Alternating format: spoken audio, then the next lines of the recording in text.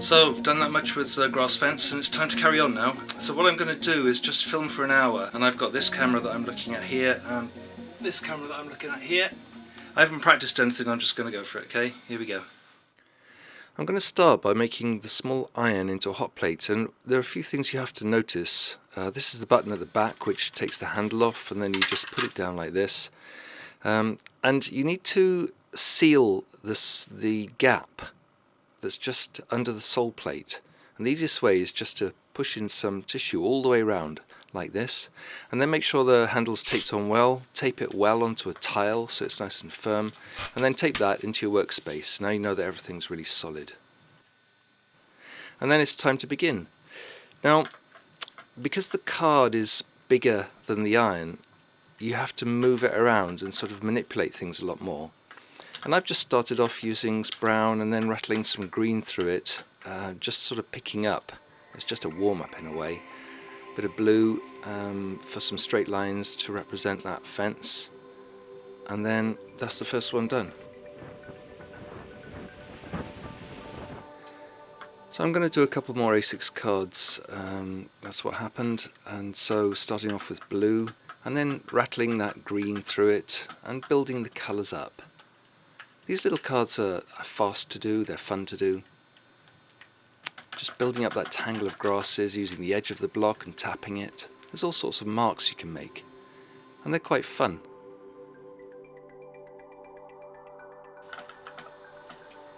More blue, and just scribbling the colour on.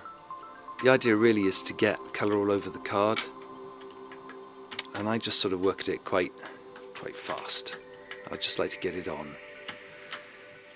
And now what I'm going to do is to take a piece of card and tear it on a straight edge. And now I've got a ragged edge on that card, and that creates lovely drag effects. You can tap it, just pull it through.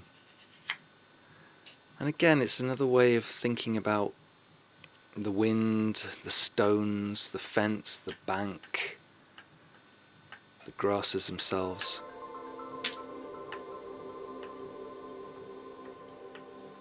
Just working, building it up, and eventually I'll get to a point where I feel, yeah, I've done that. Add a little colour palette at the bottom, and there we are. Give it a good polish, and then decide which way up it goes. I actually liked it this way. Memories of the stones and the fence. The iron upturned can be used for colour mixing. We all got little bits of wax left, so I used little petit foire paper cases, they're heat proof, and just put the little bits of similarly coloured wax in. This is to make a nice green. Often greens are a bit false, but this is a good way of making them. Let it cool down, and then just peel off the paper, and you've got your block. I didn't mix it very well, but you can see the nice green colour. So now it's time to get into the big hot plate, glass topped, set between 7 and 8, it's normal working temperature, and then using masking tape to stick the card down. It's the regular painting card, and obviously I've speeded it up here.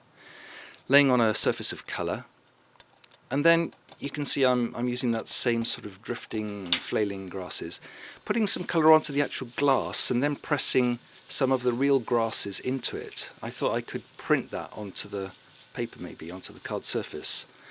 Well, some ideas work and some don't, and this was just one that didn't really. Not that it matters, it's worth trying out. So then just carry on building up. I mean, I can work this as much as I want. Now I've got some stronger, darker colour, so it gives a bit more gravity. And I'm working down, looking at the ends of those flailing grasses really. Now adding some highlights, lighter colour. You can see how it sort of builds up. Now I've got that torn card that I had before, so I thought I'd better use some of that. And it's actually quite nice. A bit more highlights, some lines and stuff. I don't really know what I'm doing, I'm just beginning. And then working into what happens. So now obviously the roller is great for taking areas out. And I want to define a strong line here. So there's my strong line, and I'm working down to reflect that. putting some highlights in. What that does there is carry over the colours from the section that I've left and sort of give a bit of continuity, build up a bit more colour. And then again, using the roller with the wax that's already on it, just to create a sort of a border, nice strong firm strokes.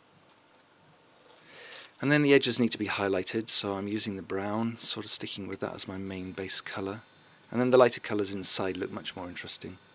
This is the line, folks.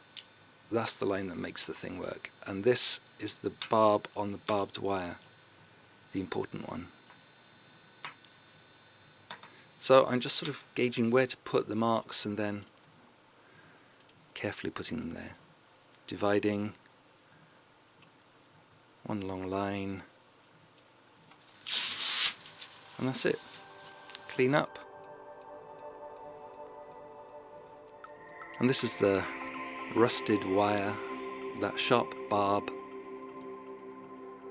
and then the line that really makes the picture hang together, that curve. Back to the fencing.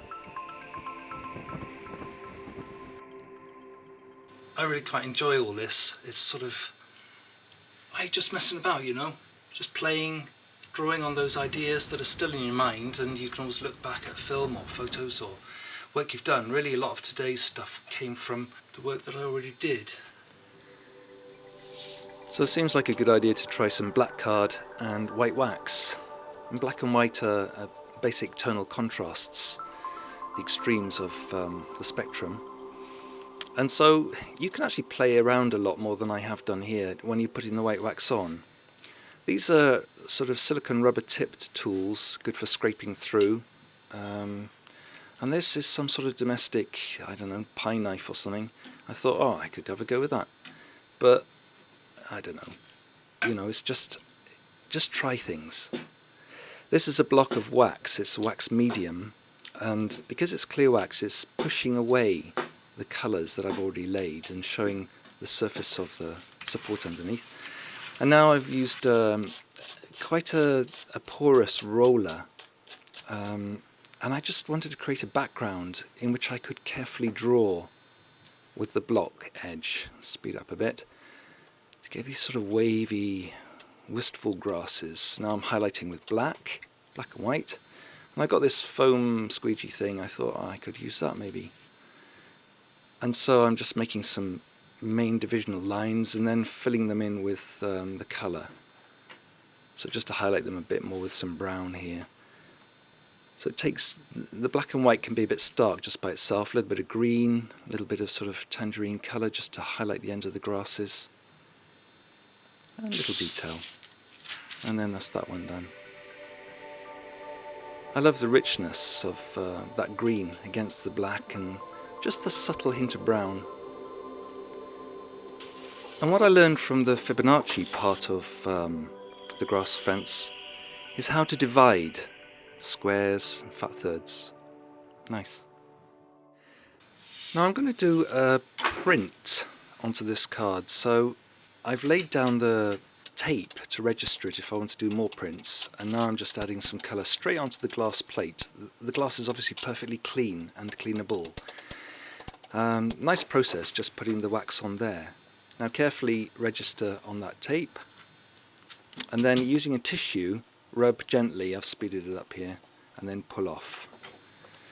All those holes are created by air pockets within the wax, and now I'm just trying to figure out what I might do with this in relation to the grass fence. This is a hard sponge that I'm using, just tapping the edge quite a lot. It gave some nice interesting marks. And then I went back to the roller and blotted out lots of it. I mean, you can soften it or blot it out. This is more softened than totally eradicated, I suppose. Then that white spot took my attention, and suddenly it was in the right place for a line. So I thought I'd do my divisions, fatten up the line, just using the block to draw. Now the sponge, that hard edge again, to tap down onto the actual wax, take a bit of the colour out, and then you can get sort of cleaner marks because there's not so much wax there. Now I want to rub out a lot of the detail, I've decided, so here I go with a piece of tissue, just rubbing my finger behind the tissue, re-highlighting the lines. I thought I could use the point of the iron maybe, but better to put wax on. So I'm just getting blocks, and I'm making that familiar form now. The grass is clinging around, putting in colours, highlighting. Add a little tonal tie in there, and then some white. And I just want to get rid of that background, so I just put some white in there. Touch it up. Final stroke, here we go. That's it. Nice polish, and that was it. I sort of suddenly found a moonlit night. Quite a romantic sort of feeling came into this one. I thought it was quite bright and joyful. It was nice to bring the grasses back to life with a bit of colour. So you can do quite a lot in an hour with different tools, just sort of flow along fast, like that wind blowing through the grass. And each image isn't set before it starts, it finds its way into reality. We've just got to appreciate what's going on, just notice it, stop in time, add colours when we like, just keep balancing it as best as you can. And then, well, you'll have a lot of fun. I have a lot of fun. Maybe you won't have fun. I mean, how do I know? I don't.